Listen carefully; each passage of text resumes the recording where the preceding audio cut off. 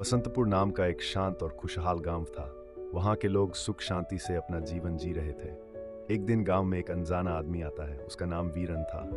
वो अपने साथ एक टोकरी और बड़ी सी कढ़ाई लाया था। जलेबी लो, गर्मागर्म जलेबी। वह गली गली पुकार लगाता। देसी घी में तली हुई मीठी जलेबियां, जो खाएगा खुशहाल हो जाएगा।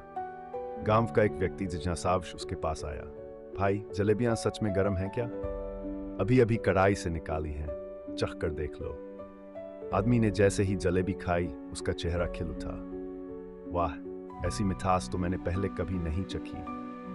धीरे धीरे वीरन की जलेबियां पूरे गांव में चर्चित हो गई। लेकिन जल्द ही अफवाह फैलने लगी कि इन जलेबियों को खाने के बाद लोग अजीब अजीब सपने देखते हैं। कोई कहता कि उसे भयानक जानवरों ने घेर लिया, तो कोई कहता कि उसने अपने भविष्य की परछाई देखी। गांव में दो सहेलियां थीं, तारा और माला।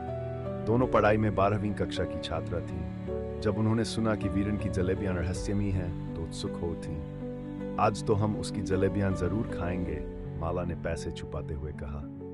हाँ, लेकिन अगर सच में सपने आने गए तो? तारा ने शंका जताई। स्कूल के बाद दोनों ने जलेबियां खरीदी। वीरन ने हंसते हुए कहा, अरे बेटियों, अफवाहों पर मत जाओ। मैं तो बस एक साधारण मिठाई बेचने वाला हूँ। माला को उसकी बात पर भरोसा हो गया, पर तारा को नहीं। फिर भी दोनों ने जलेबियां खा ली।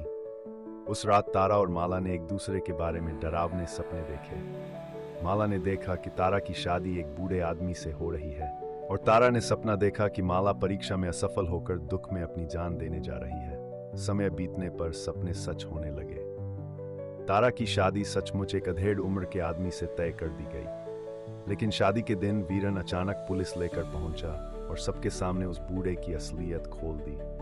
वह लड़कियों की तस्करी करने वाला निकला। शादी रुक गई और तारा की इज्जत बच गई। दूसरी ओर माला भी परीक्षा में असफल हो गई और कुएं में कूदकर अपनी जान देने चली गई। ठीक समय पर तारा ने उसे बचा लिया। बाद में माला के माता पिता को पता चला कि वीरन ने ही उन्हें चेताया था।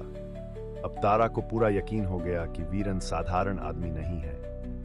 उसने वीरन पर नजर रखनी शुरू कर दी। एक रात उसने देखा कि चोरों के घर में घुसने से पहले ही वीरन वहां पहुंच जाता है और उनकी योजना नाकाम कर देता है।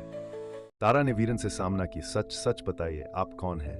आपकी जलेबियों में क्या रहस्य है? वीरन मुस्कुराया और बोला, तुम बहुत होशियार हो, अब राज खोल ही देता हूं। मैं भविष्य से आया हूं। असल में मैं एक वैज्ञानिक हूं। मैंने एक टाइम मशीन बनाई थी, पर वह मुझे मेरे भूतकाल में ले आई और वापस जाने का रास्ता बंद हो गया। उसने तारा को अपने घर ले जाकर बड़ी सी मशीन दिखाई। यही है टाइम ट्रेवल मशीन, और इन जलेबियों में मिला हुआ एक खास रसायन लोगों को उनके आने वाले समय की झलक दिखाता है। तारा हैरान रह गई। तो आप यहाँ इसलिए फंसे हैं और लोगों की मदद करते हैं?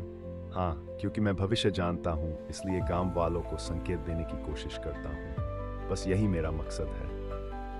तारा ने सिर हिलाकर कहा, मैं वादा करती हूँ कि आपका रहस्य किसी को नहीं बताऊंगी, और जब भी जरूरत होगी मैं आपके साथ खड़ी रहूंगी।